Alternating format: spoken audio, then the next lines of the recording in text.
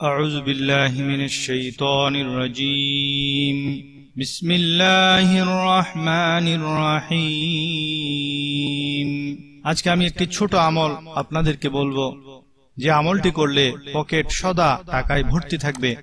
আমরা সকলে চাই আমাদের রিজিক বরকতময় হোক, রিজিক বৃদ্ধি পাক, হালাল হোক, পবিত্র হোক, রিজিক এমন হোক যেই রিজিক আমাদেরকে অন্তরে শান্তি দেয়, যে রিজিক দ্বারা মনটা হালকা থাকুক, মাথায় কোনো বোঝা বা টেনশন না থাকুক, আর এমন রিজিক হোক যে রিজিকের জন্য হাসরের ময়দানে যেন হিসাবের সম্মুখীন হতে না হয়।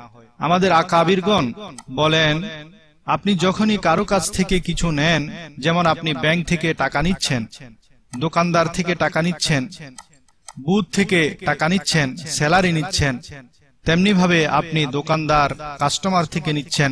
এভাবে প্রতিটি ক্ষেত্রে আপনি যখনই কারো কাছ থেকে টাকা পয়সা কিংবা কোনো মালামাল গ্রহণ করবেন, তখনই বিসমিল্লাহির রহমানির রহিম পড়তে পড়তে নিবেন। এবং যখন আপনি কাউকে টাকা পয়সা দিতে যাবেন, যেমন গাড়ি ভাড়া দিচ্ছেন, কর্মচারীর বেতন দিচ্ছেন, কোনো পেমেন্ট দিচ্ছেন, বাজার করার সময় সওদাগরকে দিচ্ছেন, স্ত্রীকে হাত খরচ দিচ্ছেন, সন্তানকে স্কুল ফি দিচ্ছেন, এভাবে যখনই কাউকে কোনো টাকা পয়সা দিবেন তখন মনে মনে পাঠ করুন, ইন্না লিল্লাহি ওয়া ইন্না ইলাইহি রাজিউন। যে ব্যক্তি সদা এই আমল করবে তাহলে সে কখনো টাকা পয়সার সমস্যায় পড়বে না, তার পকেট খালি হবে না, সদা তার পকেটে টাকা পয়সা ভর্তি থাকবে।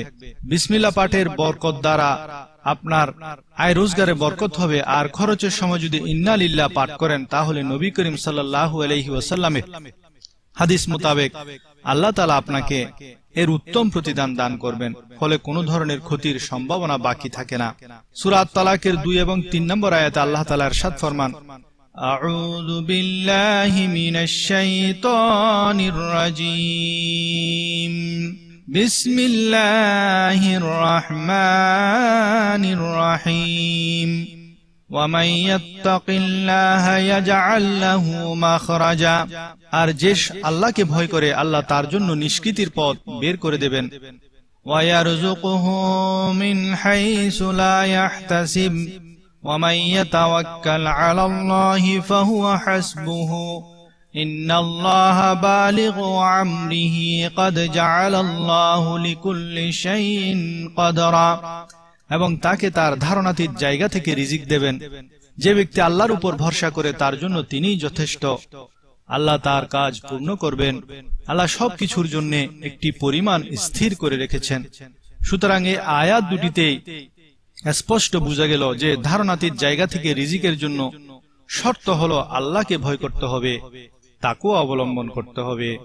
আল্লাহ রাব্বুল আলামিন আমাদের রিজিকের মধ্যে বরকত দান করুন এবং আমাদেরকে তাকওয়া অবলম্বন করার তৌফিক দান করুন। আমিন। ওয়া মা আলাইনা ইল্লাল বালাগুল মুবিন।